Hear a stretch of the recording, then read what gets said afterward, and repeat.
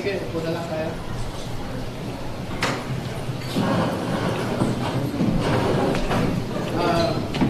Magandang umaga po sa inyong lahat.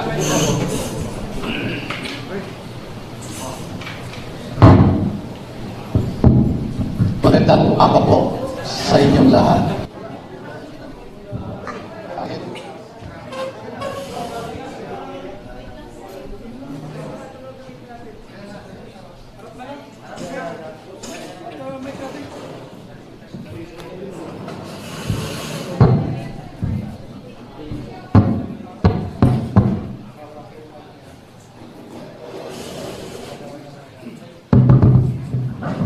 Check.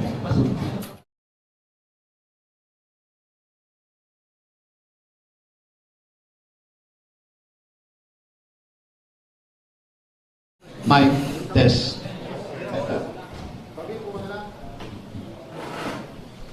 Magandang umaga po ulit sa inyong lahat. Ako po si Attorney Levi Talikod. Nakilala niyo ako noon, 13 years ago, tungkol sa Pilat Islam. Yung Napoles, no? Scam. Kami po ang nagbulgar sa bilyon-bilyon na nakawan noon. And that was 13 years ago. Akala namin ay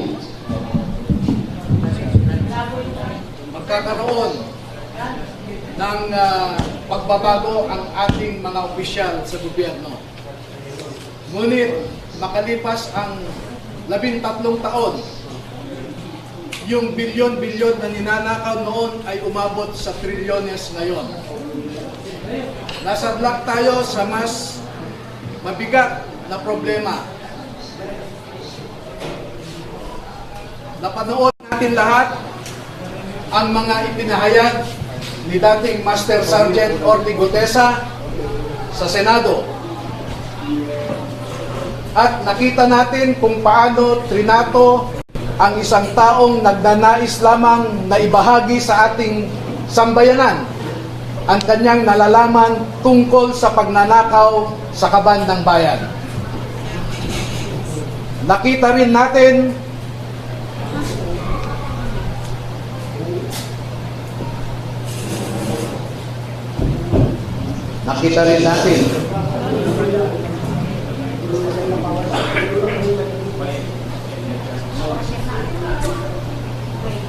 nasaksihan din nating lahat ang mga proseso na naganap sa ICI na inatasan na mag-imbestiga tungkol sa corruption sa infrastructure. Ngunit alam nating lahat na imbes na mag-imbestiga ang ICI ay pinagtakpan ang totoong mga salarin sa pagnanakaw. Sa ngayon po ay ang mas mabigat nating problema ay yung crisis sa credibility ng ating mga institusyon. Ang mga institusyon natin ngayon na ipinatayo para pangalagahan, arugain ang mga Pilipino ay hindi na natin mapagkakatiwalaan. Makita naman po ninyo, there is a crisis of integrity in the executive. There is a crisis of integrity in the legislature. And if you have listened recently to the proclamations of Ombudsman Crispin Remulla, he alleges also a crisis in our judiciary. Lahat ng institusyon natin ay mabigat ang problema. Pero alam naman po natin na ang mga institusyon na ito are just abstract ideas. Our democracy is just an abstract idea. Our institutions are just abstract ideas. And these institutions operate through the human mind. And if you will, through the human soul and through the human heart. Ang problema natin ngayon ay yung mga nagpapatakbo sa mga institusyon na ito. Wala po tayong ibang maaasahan ngayon na maglalabas ng katotohanan kundi tayong mga mamamayan din. Hindi natin maaasahan ang nasa gobyerno ngayon na ilabas ang buong katotohanan na walang pinagtatakpan.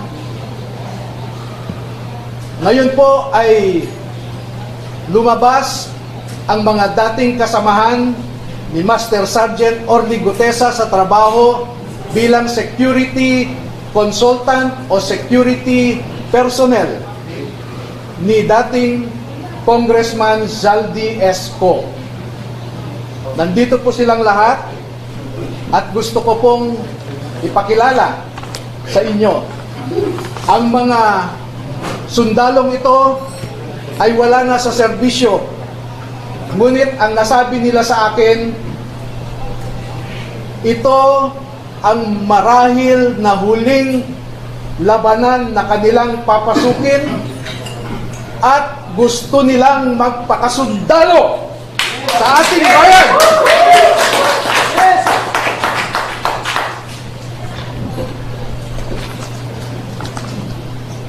Tinatawag ko po ang isang magiting na Pilipino, si Bernard Tube.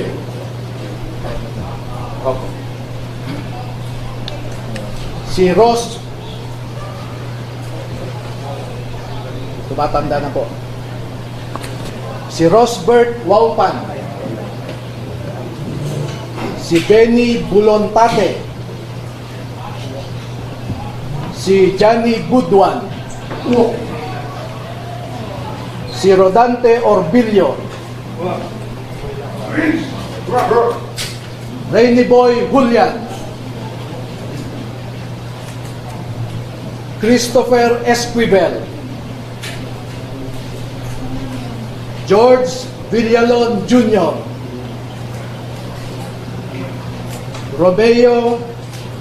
Romel Bobares.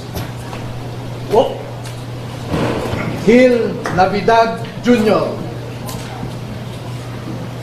Anselmo Taberdo. Walter Manalansan. Jolly Cadiao. Romel Galapon. Cecilio Laroder Jr. Bernard Gubban. Crisani Dado. At Fidel Corpus. Meron po silang kasamahan na 12 pa na hindi makakadalo ngayon dahil sa mga personal na rason.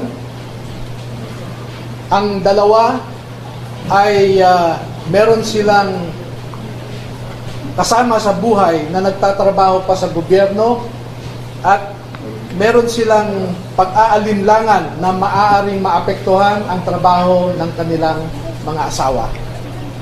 Yung 10 na hindi pa nakadalo ngayon ay tinatawag ko po na second batch at lalabas din po sila sa tamang panahon. Bigyan ko po kayo ng halimbawa ng nilalaman ng kanilang affidavit at kung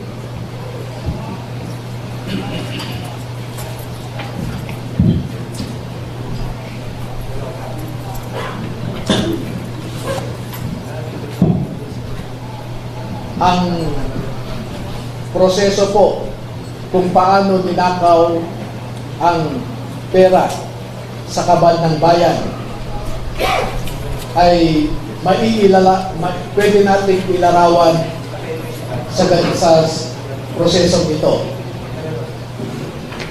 Marami pong contractors sa buong Pilipinas na napromesahan ng proyekto at hindi pa nila nakukuha ang kontrata ay nag-uumpisa na silang mag-remit kay Ginoong Saldico doon sa kanyang bahay sa Valle Verde Phase 6 sa Pasig City. At daan-daan na maleta ng pera ang dumarating doon. Merong employee si Ginoong Zaldico na binibilang ang mga pera na dumarating sa Valle Verde 6. Pagkatapos nito ay binabalik nila sa maleta ulit at dinadala sa penthouse ng Horizon Homes sa BGC. At mula sa Horizon Homes, doon na manggagaling ang ibinibigay sa iba't ibang mga politiko at mga personalidad sa ating lipunan. Ang halimbawa po ng proseso ay nag-uumpisa sa pagbilang nila ng pera.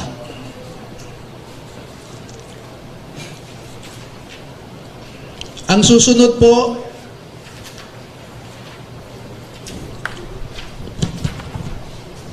sa larawan sa itaas ay inihahanda ang pera bago isilid sa mga maleta ulit sa Horizon Homes.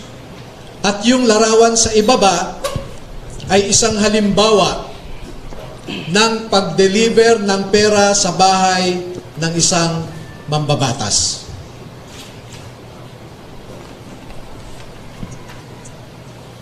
Makikita po ninyo na may nangyari kay Master Sergeant Gutesa. Sa aking tanggap na impormasyon ay napilitan siyang mag-execute ng isang affidavit na kung saan ay sinasabi niya na hindi siya kasali o wala siyang nalalaman sa mga pagde-deliver ng mga mali-malitang pera. Pero makikita po ninyo dito na siya mismo ay kasama sa pagde-deliver ng pera. Kaya naaawa po ako ngayon sa sitwasyon ni Master Sergeant Gutesa dahil ginawa siyang sinungaling.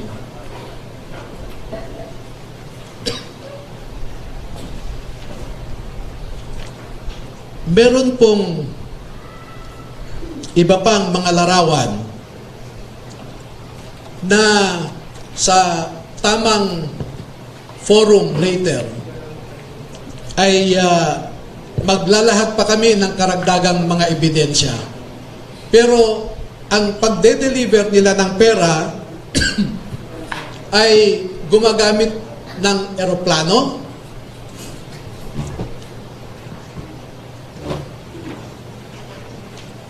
gumagamit din sila ng helicopter,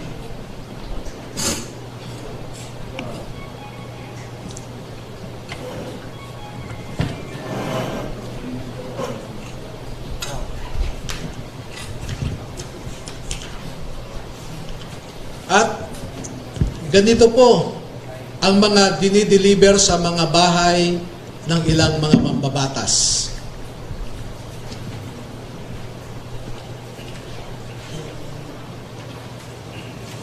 Makikita ninyo sa itaas na larawan ang hilera ng mga maleta na ang laman ay pera. At parte lamang ito ng isang delivery na sa panahon na ito ay 52 na maleta ito. Sa isang delivery, umabot ng 52 na bagahe.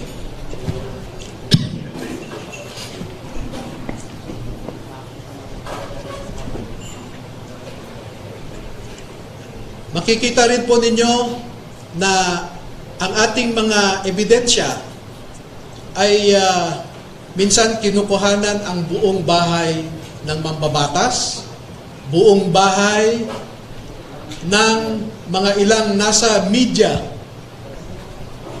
yung tinatawag nating mga media operators.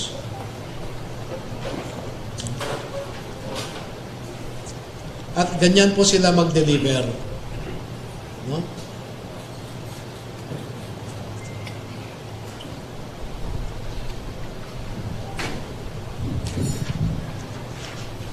Makikita po ninyo sa ibabang larawan ang mga maleta rin ng pera. At marami pa pong iba na katulad nitong mga larawan. At dito sa taas na larawan ay ipinapakita lamang na yung isang malaking maleta ay hindi kayang o halos hirap na buhatin ng 3 katao.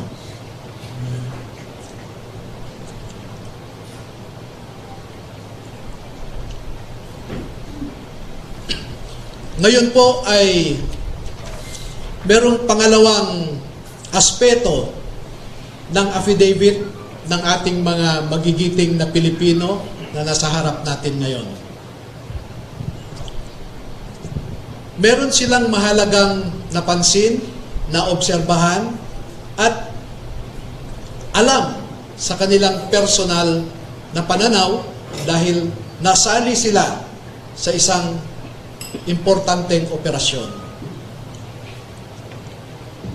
Ito po ay patungkol sa nangyaring operasyon ng ICC. This one. Nasangkot po or nasali ang mga sundalo natin sa ginawang operasyon ng ICC investigators sa Pilipinas. Unang dumating ang mga ICC investigators sa Pilipinas noong December 2028. December of 2023. At bago mag-December 2023 ay inutusan sila na magpapalit ng peso to dollars. 2 maleta na ang bawat maleta ay may nilalaman na 56 million pesos. Kaya nakapagpalit sila ng equivalent to $2 million. At ang sabi ng mga executive assistants ni Ginoong Saldico ay pinaghahandaan daw nila ang pagdating ng foreigners. At kalaunan ay nakilala ng mga ito na ang foreigners na binabanggit ay mga ICC investigators. At nakapaloob dito na ang ginawa nila ay mag-interview ng mga witnesses na ipinapaarating sa kanila ni Sunny Trillanes. Wala silang ibang in-interview na mga witnesses, kundi ang mga tao lamang na pinapadala ni Sunny Trillanes. At ibinigay kay Sunny Trillanes ang pondo para sa pag-asikaso sa mga ICC investigators na ito. Kaya naman po, lahat ng sasakyan na ginamit, lahat ng hotel accommodations ay sinagot ni Saldico at saka ni Sunny Trillanes. Napansin din po nila na lahat ng mga pag-interview ng ICC investigators ay sa mga pribadong lugar. Wala man lang government office. At makikita po ninyo ang madalas na pag-deliver nila ng mali-maleta at minsan mga paper bags naman na mga pera patungo sa mga nag-aalaga sa ICC investigators. Lahat ng pagkain nila lahat ng ginamit nilang sasakyan, lahat ng hotel, lahat ng mga condominium units ay sinagot ng grupo ni Sonny Trillanes at saka ni Zaldy Co. At bilang isang abogado po ay nababahala ako dito. Dahil ang sarili kong konklusyon na hindi naman nilahad ng mga sundalo na ito dito sa affidavit nila. Pero bilang isang abogado, ay nakikita ko ang isang mabigat na suliranin ng isang third world country na katulad natin na siya lamang pinag-iinitan ng mga ICC. Hindi nila kayang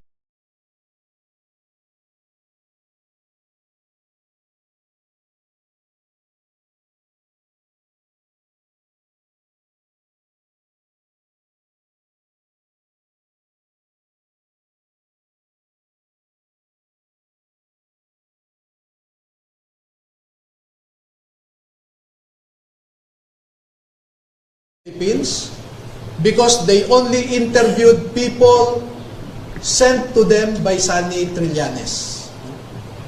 Nakapasok din sila sa Bilibid prisons para kausapin ang tatlong nasentensyahan sa pagpatay kay Kian de los Santos. Meron din silang kinausap na mga di umano ay EJK victims' families sa bahay Kalinga ni Father Flavie Villanueva. At lahat ng gastos ni Father Flavie Villanueva ay sagot ni Zaldy Co. Number 2, dahil December 2023 lang unang pumunta ang ICC investigators sa Pilipinas, ay hindi nakakaduda that the ICC investigators manufactured the existence of ICC jurisdiction in the Philippines because the residual jurisdiction of ICC ended in March of 2019 or 1 year after the Philippines deposited its articles of withdrawal in the United Nations. Number 4, the ICC investigators themselves committed graft and corruption. Dahil bakit hinayaan nilang lahat ng sasakyan, lahat ng pagkain, lahat ng accommodations nila ay sinagot ng mga tao na kilala naman nila na kalaban ng kanilang iniimbestigahan. At panglima, ang mandato ng ICC ay di umano protektahan ang human rights ng mga tao. Pero bakit hindi sila nagbigay o nirespeto ang human rights ng isang tao na kanilang iniimbestigahan sa pamamagitan sana ng pag-imbestiga ng mga ibang tao na hindi pinapadala ni Sonny Trillanes? So yan po ang buod ng kanilang affidavit. At una ko nang ipaalam sa inyo na bago po kami magbigay ng buong kopya sa inyong lahat, ay pahintulutan muna ninyo kami na isumite ito sa Office of the Ombudsman para makita natin kung umaandar pa ang sistema sa Office of the Ombudsman. Dahil isa ang ngayong ombudsman natin na binanggit dito sa affidavit. Pangalawa, ay magsusumiti rin kami sa ICC mismo para malaman ng ICC ang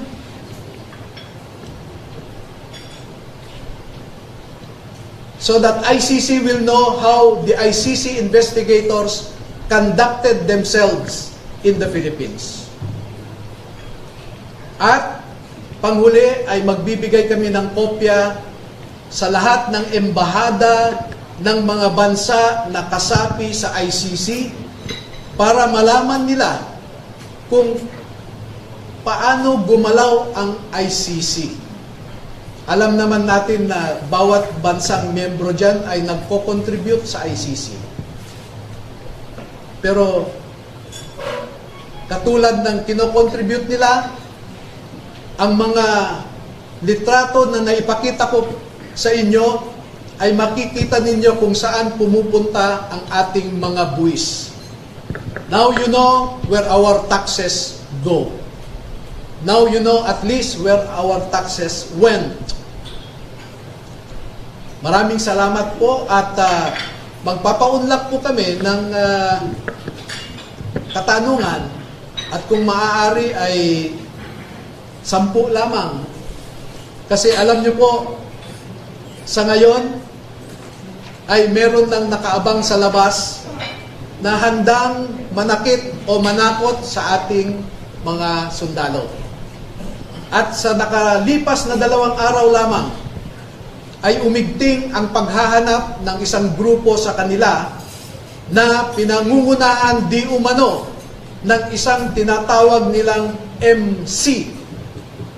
Initial yon, MC. Hindi ko po alam hanggang ngayon, inaalam ko kung sino yung MC na sinasabi nila. Pero meron siyang inutusan na nasa gobyerno pa at mataas ang rangko sa ating kapulisan para ipatupad ang kanilang gustong mangyari na hindi matuloy ang paglabas ng ating mga kasundaluhan sa katotohanan. At panghuli po, meron akong isang pakiusap sa ating armed forces at saka sa Philippine Marine Corps. Ang mga nasa likod po ninyo ay nagserbisyo sa ating bayan at nandito sila hindi dahil sa politika. Hindi po sila nagsasabi ng anumang mga bagay na magdadagdag pa sa init ng kasalukuyang politika na pinagdadaanan ng ating bansa.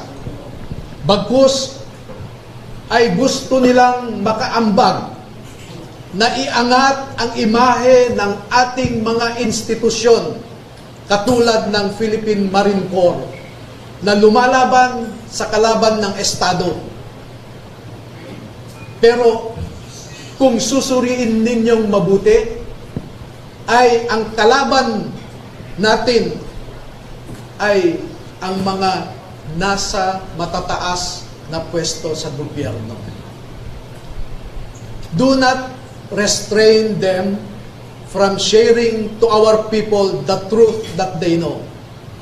Because alam nating lahat, ang katotohanan lamang ang magpapalakas ng ating republika.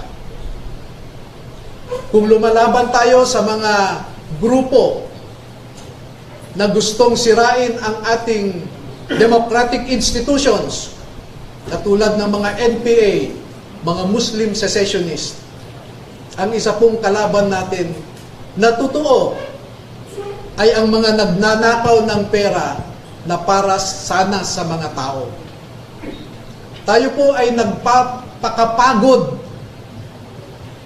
para lang may maihain tayong pagkain sa ating mga pamilya.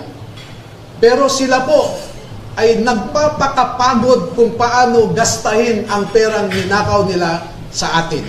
Maraming salamat po.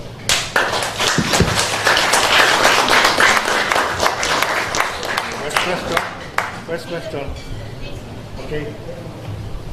Eden Santos po from Destiny Side. Alam ko lang po, why only now po? Lapit ka lang dito. Lapit ka lang. Bakit ka tarap na lang? Nandito lang po. Vaccine na maalis po. Bakit po ngayon lang po lumabas o lumutang ang ating mga sundalo at pagkaka-aresto kaya dati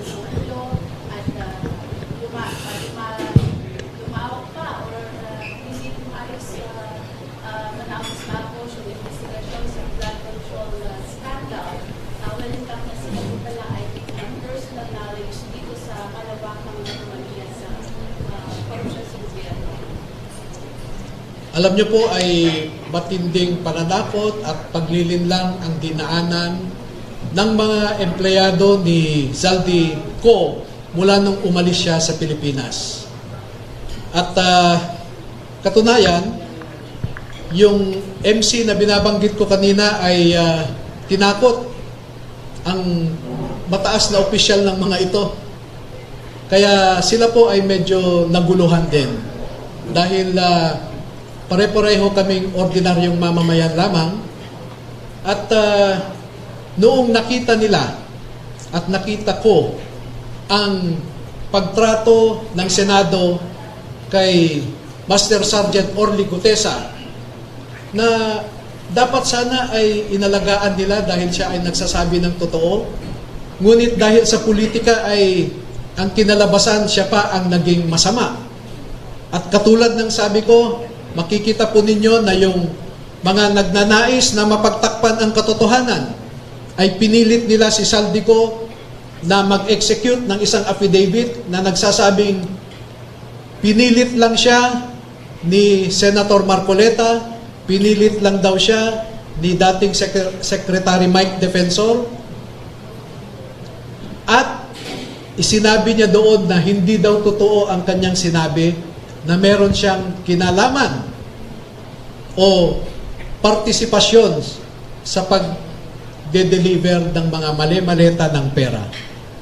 Pero ipinakita po namin sa inyo ang isang larawan na kung saan nandoon si Master Sergeant Gutesa na kasama sa pagde-deliver ng pera. Pero gusto kong iliwanagin din na si Master Sergeant Gutesa ay na-assign sa isang media operator ni Saldico. Pero sinisweldohan siya ni Saldico. At di kalaunan ay dahil kulang ang tao sa pagde-deliver, kinuha si Master Sergeant Gutesa at 2 linggo lamang siyang nasama sa pagde-deliver. Pero alam nyo po, ang mga kasundaluhan na nasa harap ninyo,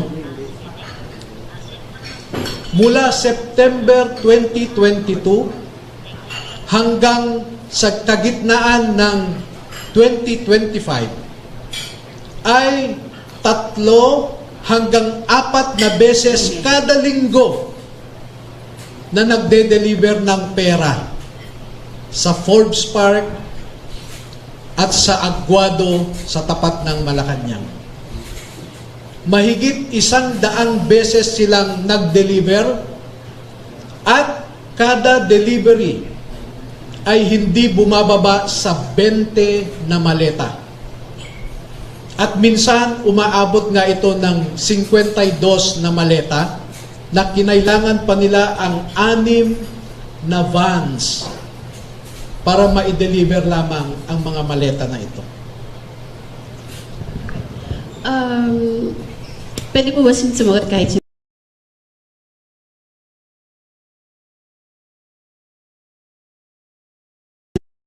deliver linggo-linggo, kahit yung isang masasabi po natin na magko-corroborate po dun sa iba namang sinabi ng mga nauna nang nagsalita before sa mga hearings, sa mga investigation po. Sino po sa kanila yung pwede magkwento?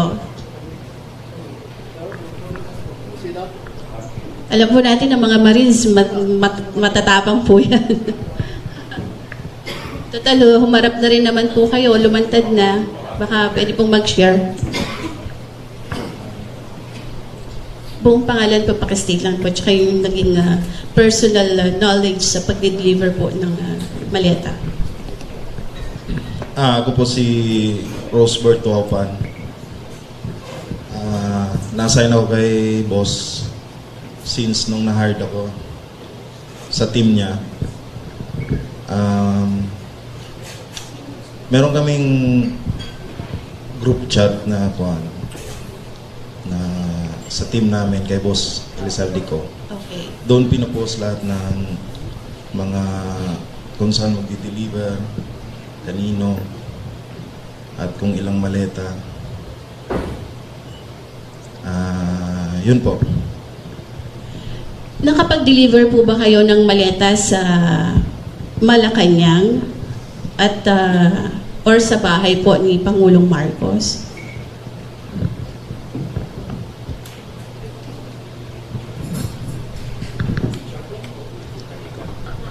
Opo. Ako po si Belnard Tube. Nakapag-deliver po.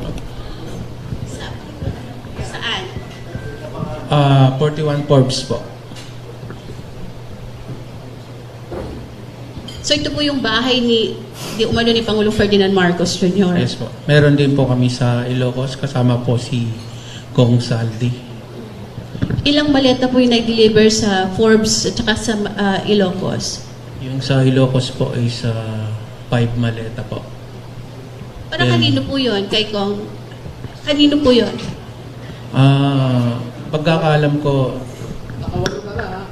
Tama. Next, next.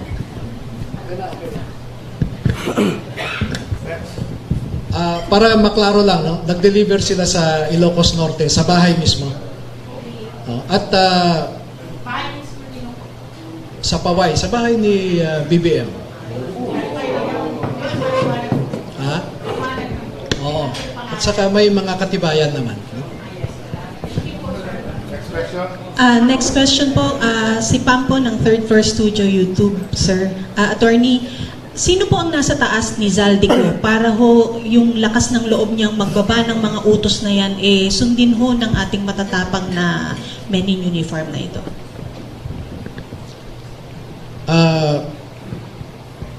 Ako po ay, bago ko sagutin yan, no? Para, I want to put in context my answer and why that is my answer. I am a lawyer, a litigator for 26 years. I deal with facts. I don't speak without basis. I do my homework. Nakita nyo naman noong PDAF scam, nakapag-file ako ng complaints sa DOJ laban sa 14 na senador, 198 na congressmen, at 5 cabinet secretaries. Nakita nyo rin ako malamang doon sa ginawa namin laban kay Arnie Tevez. Dahil on my own, I was able to validate about 64 previous killings. Sa ngayon po, as I said, I do my assignment and I do it well.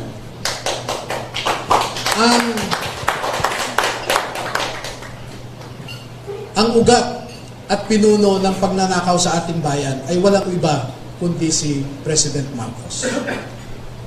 At hindi gagalaw si Speaker Romualdez o si Zaldico na walang pahintulot kay PBBM.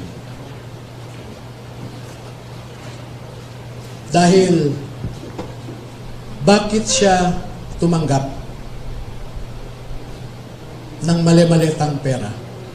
Hindi ba siya nagtanong saan galing ito o para saan ito?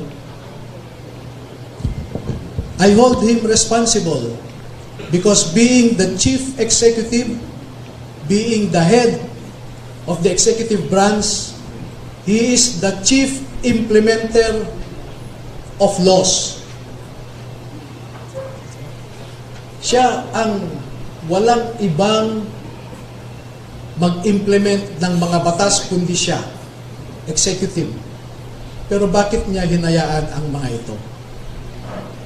Narinig ninyo marahil ang sinasabi lagi ni Congressman Toby Tiangco na di umano ay kinumpronta ni PBBM si Speaker Martin at sinabi niya, ano ba Martin, Saldi, ilang bahay ba ang gusto nyong bilhin? Ilang steak ba ang gusto nyong kainin? Alam ni BBBM ang pagnanakaw. At alam po ninyo, bata pa lang sila. Takot si Martin Romualdez kay BBM. Pati nga si Jack Enrile, nabalitaan ko, takot kay BBM. Nung bata pa sila. Sa tingin nyo ba, kikilos si sino man dyan na hindi alam o hindi inutos ni BBBM? Pero marami pa po kaming ilalabas na mga datos na gaya ng sabi ko kanina, hayaan nyo muna kaming ilahad lahat ng mga ito at nung iba pa naming mga ebidensya sa ombudsman. No? Because as a lawyer, I want to hold on to that flicker of hope that certain institutions are still functioning. Sorry, ma'am, sorry, sundatin ko lang ng isang mga follow-up. Attorney, ano pong garantisya na meron tayo na uusad po yung ating pagtungo sa ombudsman? Dahil alam naman po natin hindi yan uusad. Sana po sa amin ng mga Pilipino ninyo, nakaharap nyo ngayon, ninyo ilahad ang mga dokumento niyo. Alam ko po yung concern natin na ganyan. Pero pagbigyan nyo lamang kami na kumapit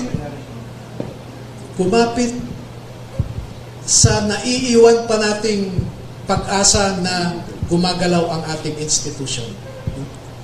Pero alam ko po, walang mangyayari dito, but I do not want to prejudge how Ombudsman Remulla will act on it. I still hope that he will remain true to his oath of office.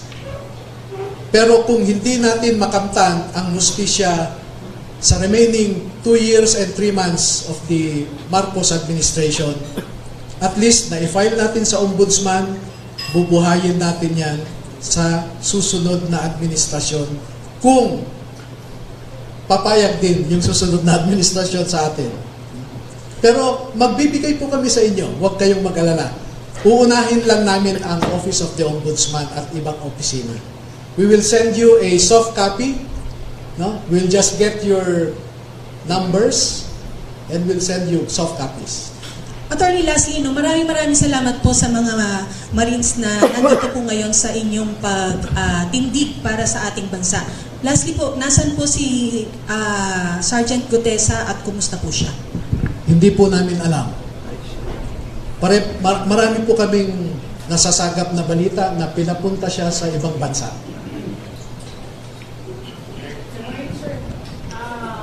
Maraming salamat sa opportunity sa mga kasundan na nandito na nakikita mo.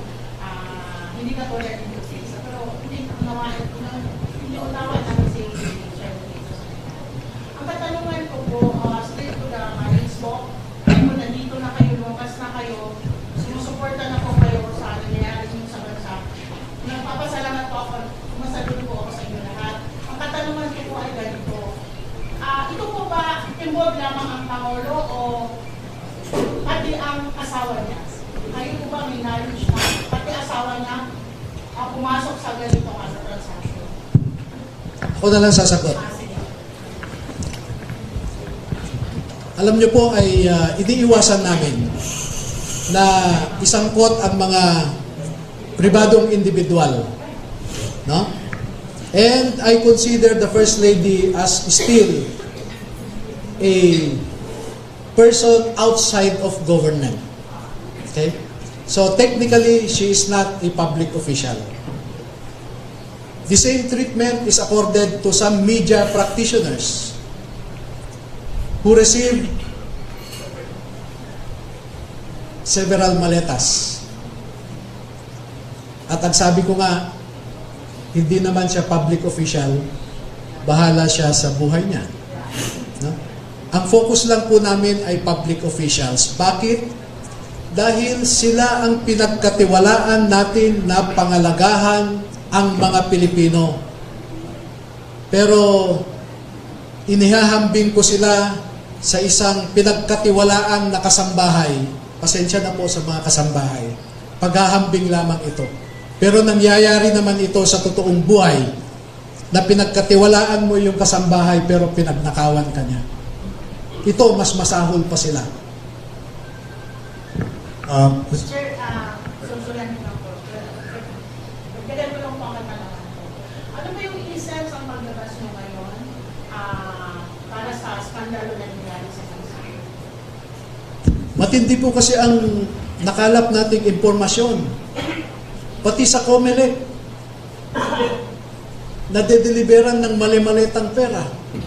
Paano pa tayo aasa na o maniniwala na ang mga nakaupo ngayon sa pwesto ay tunay na halal ng taong bayan? Yung anomalya po sa COMELEC as early as the elections of 2016, I participated in the gathering of evidence to prove the Smartmatic anomaly. And you can ask now Senator Soto,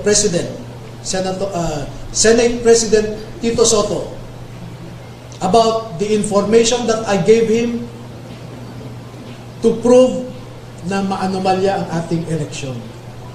Meron po kaming ebidensya na ibinigay sa Senado na isipin po ninyo bukas ang halalan, pero may mga vote counting machines na kahapon ay nagtatransmit na. At ang prueba namin po dyan ay yung machine lag na ang paliwanag ng COMELEC noong 2018 investigation ay baka po yan ang final testing and sealing noong kinagabihan ng eleksyon. Hindi po pwede yun. No? At ang may mga nakaupo sa Senado ngayon na sila ang nagharang sa investigasyon na yan. At hanggang ngayon, niloloko pa rin tayo ng COMELEC. Seryoso? Hindi. Seryoso. Ang mga senador natin, na-deliveran. Bakit? Alam namin po ang rason. Ang mga mambabatas, grabe. Ang description nga ng mga ito ay matakaw yung ilan dyan. At ang nakaka-insulto po ay yung mga maiingay sa Kongreso ay sila palang matitinding tumanggap ng mali-malitang pera. As I said, the executive, the legislative branches of our government are at their lowest in terms of integrity. Executive, ganun din. May mga perang galing sa mga iba't ibang departamento. Ang tinitingnan lang natin ngayon ay flood control. Tiningnan ba natin ang irrigation, for example? Baka mas matindi ang irrigation projects na anomalya. Tiningnan ba natin yung mga reforestation projects sa Department of Environment?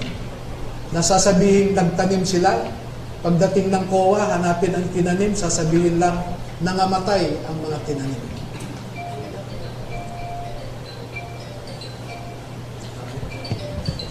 Sir Charmaine Abong po from Abante. Balikan ko lang po yung sinabi po na nagpapadala ng maleta kay PBBM.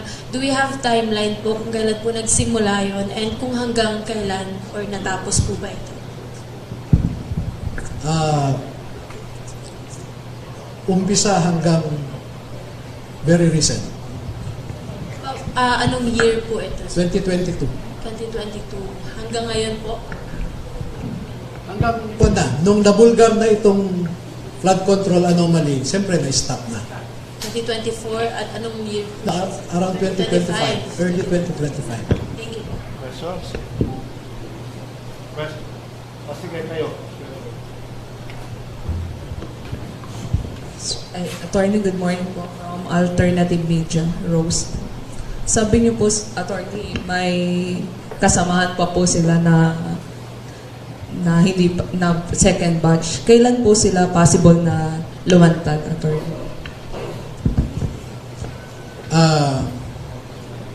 Yung second batch kasi ay may mga iba silang nalalaman, no?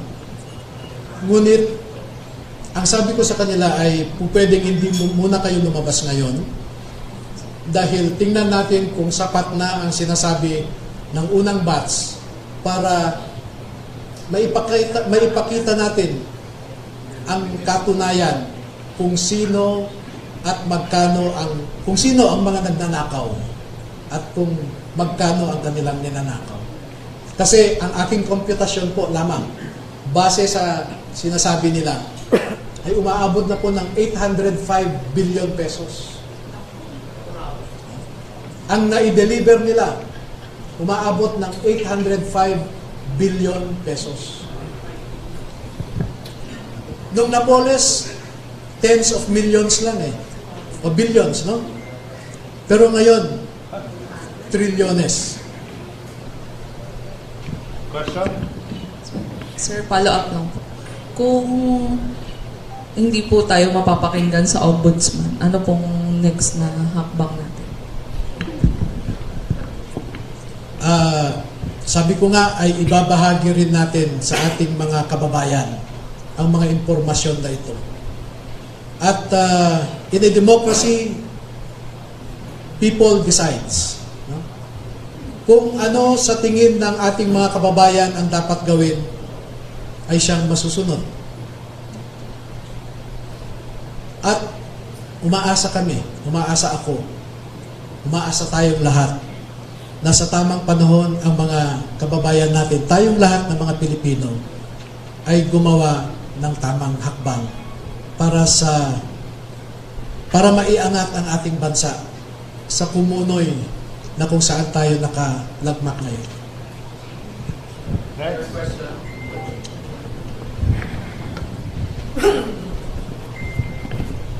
Yeah, Dwayne Dizon from Russia Today, Arte International. You mentioned about ICC. I'd like to know if this document po, which will you send to the Ombudsman, kasama ba dyan yung ICC complaint? And can you expound more about your expose about the ICC po? Yes, Thank you. We will prove that the conduct of the ICC investigators in the Philippines is unprecedented because they were dined and wined by people who are publicly known to be opponents of the people hosting them. Second, to prove that what the United States Department said, that ICC is a very corrupt institution, is being proven by this personal knowledge included in their affidavit. Maraming mga bagay-bagay pa na sa ngayon ay hindi namin maibahagi muna sa publiko.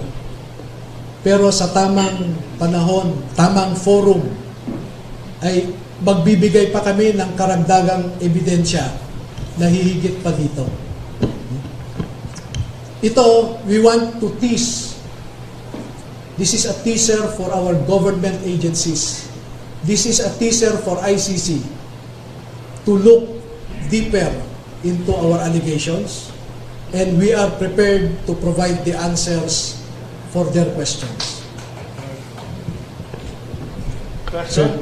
Good morning. Almar Forzuelo sa SMNA po, sir. Nabanggit nyo kanina na hindi uusad yung reklamo ninyo dito sa Ombudsman nga at umaasa kayo na sa next administration na bibigyan ng pansin yung inyong mga reklamo. Ang sinabi ni Vice President Sara Duterte na kung sakasakaling...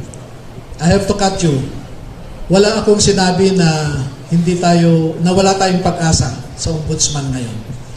What I said was, humahawak ako sa manipis na pag-asa na gagawin ng Ombudsman ang kanyang trabaho.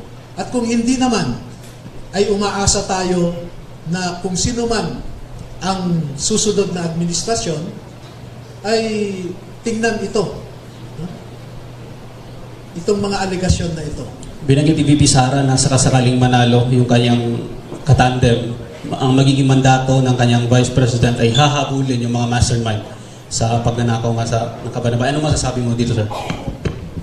Kami po naman, regardless of administration, now or the future administration, we are ready to cooperate. Kaya kami magsusumite sa Ombudsman because the first action that I'm expecting from the Ombudsman is to invite us and ask questions about their affidavit and more. No? Open kami na makipag-cooperate sa administrasyon na yon. Dito lang po, may iba lang. Attorney, ano po yung here po, Attorney Eden Santos from Net25 ulit. Ano po yung main objective ninyo sa paglantad ng ating mga sundalo at paghahayag ng kanilang nalalaman dito sa maanomaliyang flood control mess at iba pang korupsyon? Hanggang saan po kayo hahantong? Gaano po yung tapang na ninyong lahat? Alam naman natin yung mga critics ng gobyerno ay pinatatahimik po, ano? Ilang congressman yung nasampahan ng kaso sa ethics, nasuspinde. May congressman na pinapalabas ng bansa dahil sa pagsasalita ng katotohanan. Kayo po, hanggang saan yung tapang at tibay ng ating mga sundalo para labanan ang korupsyon at mailabas po yung katotohanan? Now, as before, our intention is clear. We want to break the sense of impunity among our officials na tinatrato nilang personal account nila ang kaban ng bayan. Gusto nating basagin yung impunity na yan. Isipin mo, hindi sila takot. No? Isipin mo yung mag-release ka ng pera para nakawin lang. That's why, in their affidavit, we want also former DBM Secretary Amena Pangandaman to account for her neglect and for accepting something in return for his oversight, for her oversight. Nandito si Secretary Pangandaman. Attorney, balikan ko lang po, pasensya na, balikan ko lang po, no, review lang natin. Ang nasa taas po ay si Bongbong Marcos. Ang nasa ilalim po niya ay isang Martin Romualdez at isang Zaldico. Sino po ang pinaka-leader or super admin na tinatawag? Yung group chat po ng ating mga Marines dito para magbaba ng utos na ang maletang ito ay papunta sa Paway, ang maletang ito ay papunta sa Aguado and all. Sino po? Yung chat group na sinasabi kanina ay minsan kasi dalawa lang ang kasama sa pag-deliver. At sasabihin, nag-deliver kami ng ganito sa ganyan, no? So, yung ibang miyembro ng chat group, wala silang personal knowledge. Dahil dalawa o tatlo lang ang nakasama. Katulad ni Master Sergeant Tube, for example, siya at saka si Saldico lang ang nag-deliver. No? So, sineshare niya sa chat group nila. No? So, yun yung context ng chat group. Yung leaders, yung administrator ng chat group, kasama dyan,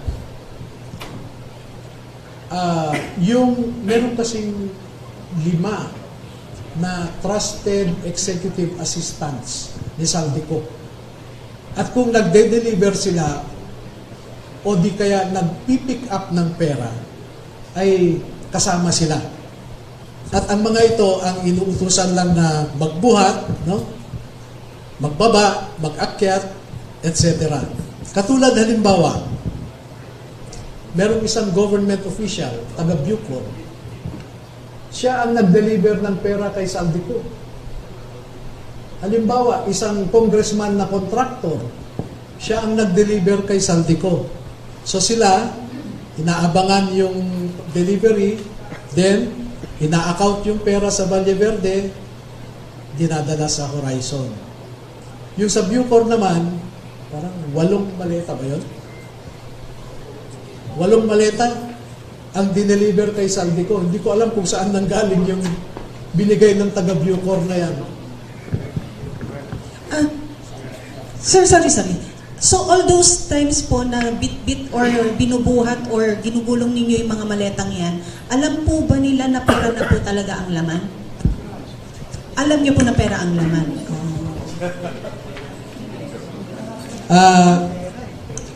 Ito po, no? Halimbawa nito,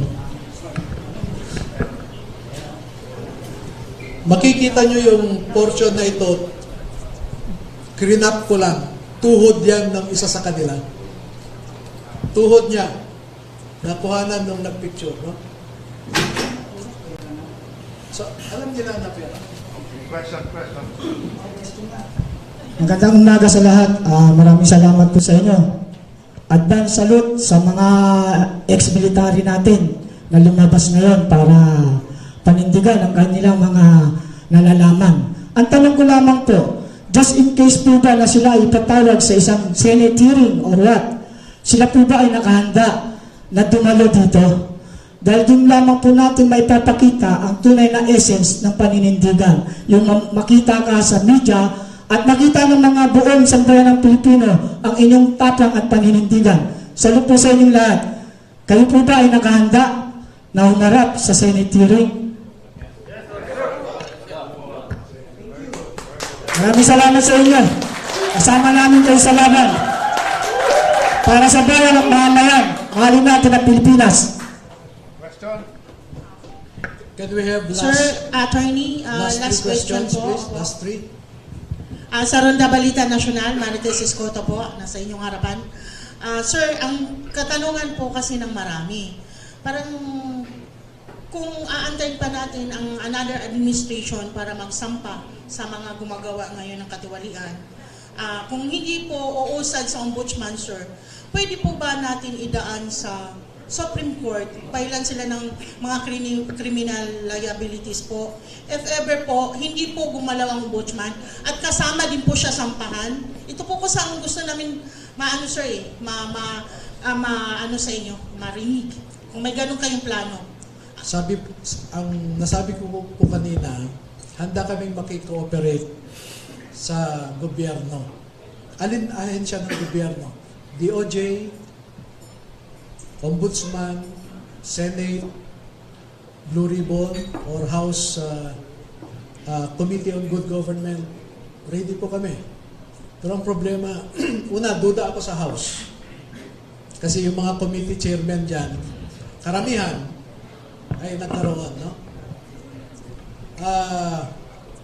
Alam niyo po ba na every Quadcom hearing ay may dinedeliver sa Kongreso na pera?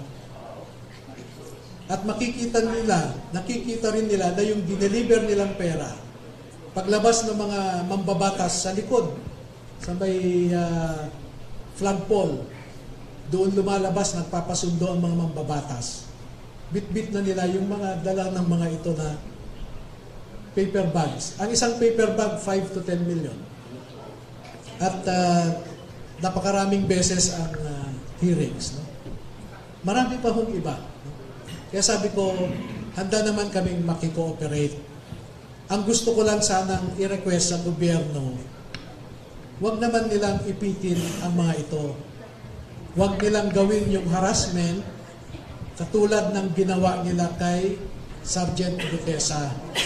Dahil hindi kami papayag na tatratuhin nila kami ng ganon. Alam ko, maraming nagpapagamit na nasa security forces.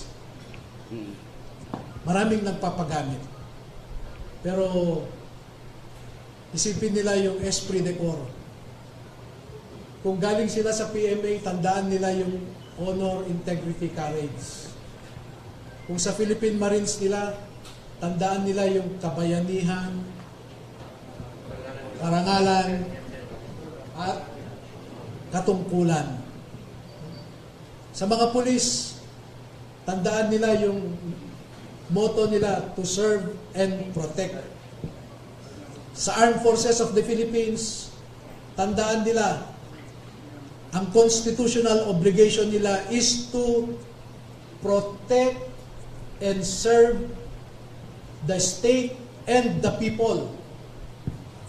Hindi naman sinabi ng Constitution in 4 instances. Ang sabi, the Armed Forces of the Philippines is the protector of the people and the state. Hindi niya sinabi ito na government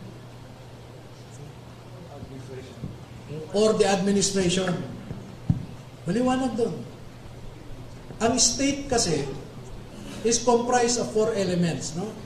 People, government, territory, sovereignty. Bakit sa 4 na beses, 4 na paulit-ulit, ang sinabi doon, the armed forces is the protector of the people and the state? Bakit hindi niya sinabing government and the state? Or sovereignty and the state? Hindi eh. Attorney, pahabol lang po. Nag-deliver din po ba sila ng, sir dito po, nag-deliver din po ba sila ng mali-maliatang pera para sa impeachment? Ni VP Sara in particular. Naka-detalye po dito sa affidavit nila na may dinalang pera para sa mga pumirma. Okay? Sa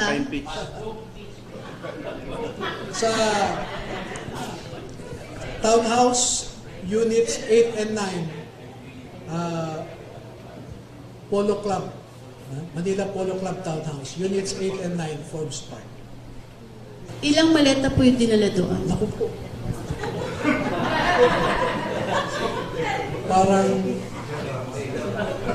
nagbalik-balik ang yung 3 vans na unang nag-deliver, bumalik pa ulit. Sabi ko nga po, yung mga tanong nyo kasi lalabas na yung iba eh. So, 2 more questions please. Attorneys, sundutin ko lang po yung tanong ni Ma'am Eden, ano po. Kasi mismo si Zaldi ko po ay naglabas din ng kanyang series of videos, ano ho.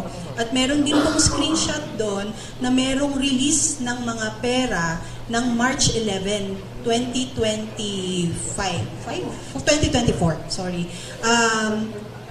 5, nung kinuha si PRRD, yun po bang release ng perang yon? Ay, si Sir nakangiti. Yung po bang release ng perang yon para sa specific na yon, sa pagpapakidnap kay Tatay Digong? With due respect, and I hope you understand, we will reserve our answer to that because the ICC operation here was very sensitive, very deep. No? But hindi. And gusto kong i-reserve yung ibang mga ebidensya natin tungkol dyan. No? Baka sabihin nilang naninira lang tayo sa ICC, tapos i-connect kami kay Duterte dahil ongoing ang hearing sa confirmation of charges. No? Agent Morales lang po. Tanong ko lang doon sa mga kasama nating na nasa Marine Corps, ano? Ayon doon kay Sergeant Gutesa, miyembro siya ng intelligence unit ng Marines. Ilan yung intelligence, yung nakasin sa intelligence dito? Kasi bilang ano, no, katulad ninyo, galing din ako doon sa serbisyo. At sa kabilang doon sa mga dinaanan ko, panay intelligence unit. Ito bang mga ginagawa ninyo? Pumapasok ito doon sa daily intelligence brief na ginagawa ng mga units. Okay, kapatid, no? With your respect, and I hope you understand, there is a security implication for one to claim that he was Intel trained or he is Intel trained. Alam mo yan, no? We will not confirm or deny whether any or all of them underwent intelligence training. Wag na lang. Okay. Attorney, pinakalas po, pwede po ba magsalita isa sa kanila kung ano yung nararamdaman na since alam nila na yung pera dinideliver nila galing sa papunta ng korupsyon, ano po pakiramdam nila habang ginagawa yung mali ayon sa kanila? Pwede po magsalita isa sa kanila po para maunawaan po kung ano yung essence na lumabas sila ngayon at bakit ngayon lang.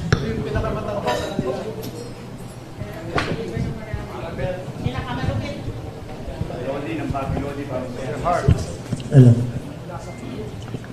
Good morning po. Ako po si Johnny Buduan.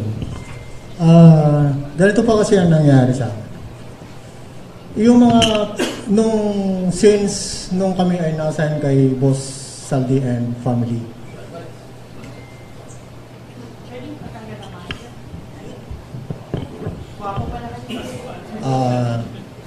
yung mga pera kasi ma'am na dumadating at mga pera kasi yan ma'am is hindi namin alam na galing sa masama. Although kami ay isang empleyado lamang ni Boss Saldi and family. Kaya nung lumabas po yung issue ng flood control na yan, doon namin po napagtanto na yung mga mali-malitang pera na yan namin dinideliver sa mga iba't ibang nakaupo sa ating mga gobyerno ay galing po pala sa nakaw. Pero kung alam po, nung umpisa pa lang na alam po namin yan, siguro naman bawat isa po sa amin eh hindi po tumagal po sa ganyang trabaho. Kami po ay napag-utusan lamang yan sa mga ganyan naming trabaho. Kasi parte po ng trabaho namin yan. Pakiramdam po namin ma'am ngayon na talagang napakasama bilang isang ama para sa aking mga anak na napapunod ako ngayon. Talagang napakatindi na po ang korupsyon dito sa ating bansa. Kaya pakiusap po, sana maintindihan nyo kami sa aming layunin para maibsan na po o matapos na po itong korupsyon na ginagawa ng ating gobyerno. Maraming salamat po.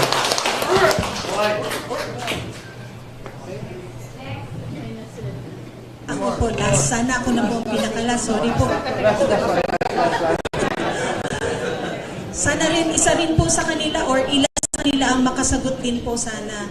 Ano po ang malaking pagkakaiba ng administrasyon ni PRRD sa administrasyon ngayon ni Bongbong Marcos na kayo rin po ay nakapaglingkod?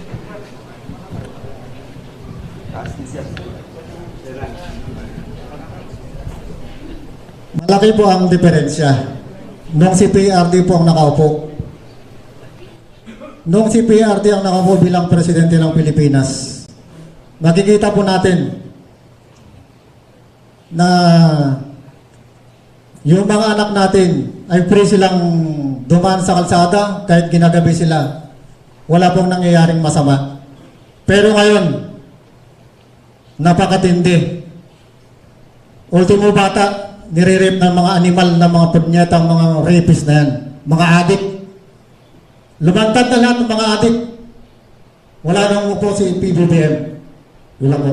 May malita po bang narinig sa dating administration na deliver, sir? Wala po.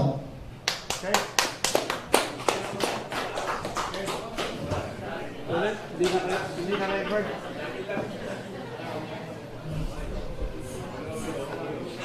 Ambush. Panghuling statement na lamang po.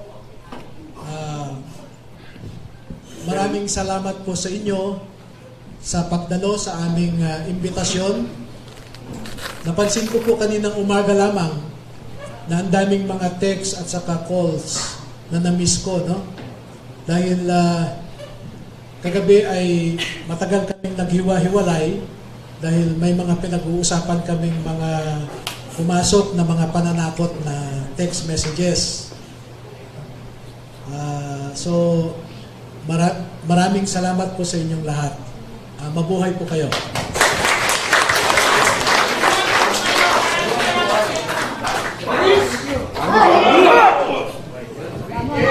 Kakanta po kayo. Papakantayin natin ang ating mga Marines. Pero kakanta po muna sila ng bayan ko. Oo. Yun po ang request ng mga kasamahan ko na pagkatapos nito ay gusto nilang kantahin ang bayan. Okay. Sinong mag-umpisa?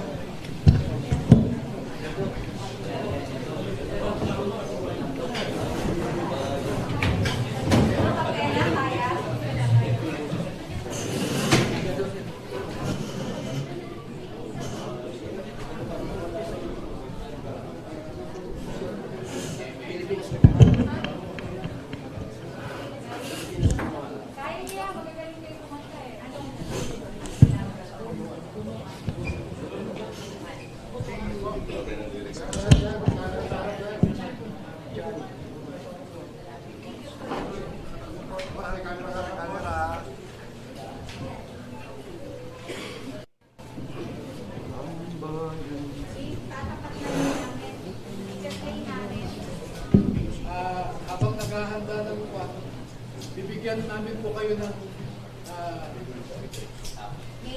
link analysis kung saan pumunta ang mga pera, no? So, bibigyan namin po yung soft copy sa inyo. Okay, okay.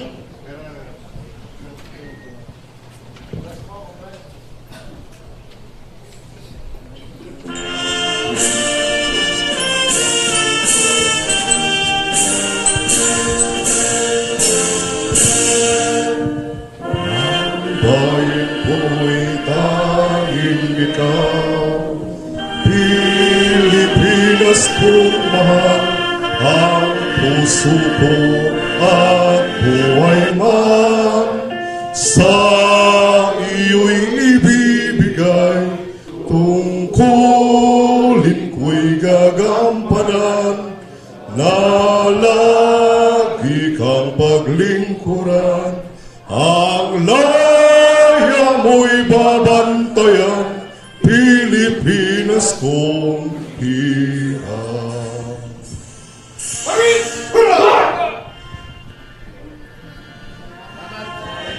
Buhay!